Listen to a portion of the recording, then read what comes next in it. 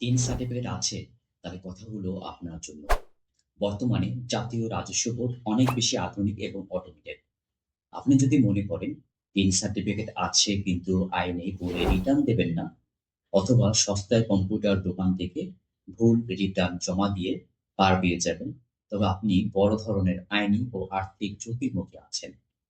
তাই বিস্তারিত আলোচনা করব কেন আপনার সচেতন হওয়া জরুরি। আপনি যদি আমার চ্যানেলে বা আমার পেজে নতুন হয়ে থাকেন, তাহলে সাবস্ক্রাইব এবং ফলো দিয়ে রাখতে পারেন এরকম আর ইম্পোর্টেন্ট ভিডিও দেখার জন্য। তাহলে চলুন আমরা আলোচনা করি। ১ নম্বরে অডিট ও নোটিশের ভয়াবহতা। এটা নিয়ে আলোচনা করছি। গত ২০২৪-২৫ অর্থবছরে প্রায় ১৫,০০০ করদাতার ফাইল অডিটের আওতায় এসেছিল। কিন্তু ২০২৫-২৬ অর্থবছরের জন্য এনবিআর বড় ঘোষণা দিয়েছে। খুব শীঘ্রই ২০২৬ সালে ৬০,০০০ টিন সার্টিফিকেটধারী অডিটে পড়বে। অর্থাৎ গত অর্থ বছরের তুলনায় ৪ গুণ বেশি করদাতার ফাইলও কঠোর তদন্ত বা অডিটের মুখে পড়বে। টিন থাকলেই কি আপনাকে টিন রিটার্ন বাধ্যতামূলক?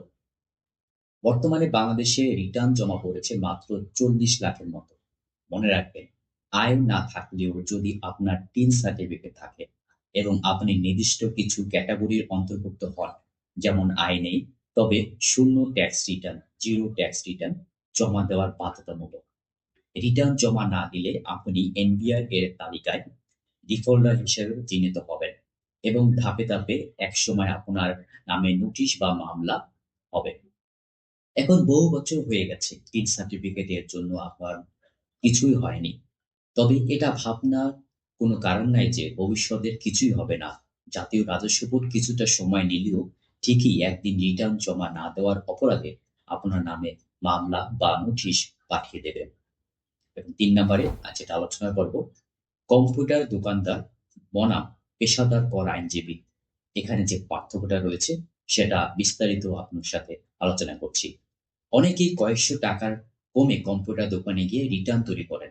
এটি আপনার জীবনের বড় ভুল হতে পারে এবং কেন সেটাও আমি আলোচনা করছি। ভুল তথ্য প্রদান করা হয়। কম্পিউটার দোকানদাররা অনেক সময় আপনার সম্পদের সঠিক হিসাব, অ্যাসেট লায়াবিলিটি না বুঝে কেবল একটি ফর্ম পূরণ করে দেয়, যেটা আপনার জন্য বড় ধরনের একটা ঝুঁকি হয়ে দাঁড়ায়। মিথ্যা তথ্য এবং অডিট।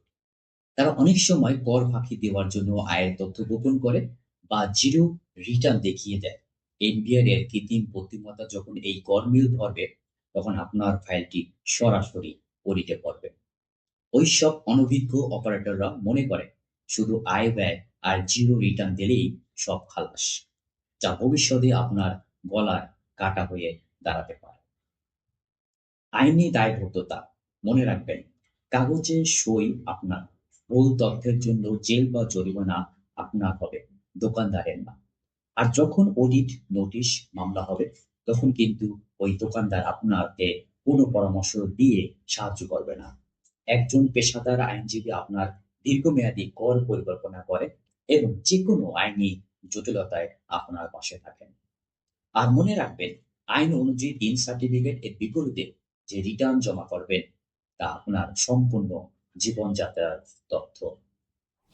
৪ নম্বরে যেটা আলোচনা করব, যারা বছরের পর বছর রিটার্ন দিচ্ছেন না, তাদের কি হবে? আয়কর বিভাগ এখন ধাপে ধাপে নোটিশ পাঠানোর প্রক্রিয়া শুরু করে দিয়েছে ইতিমধ্যে। প্রাথমিক নোটিশে কি থাকে?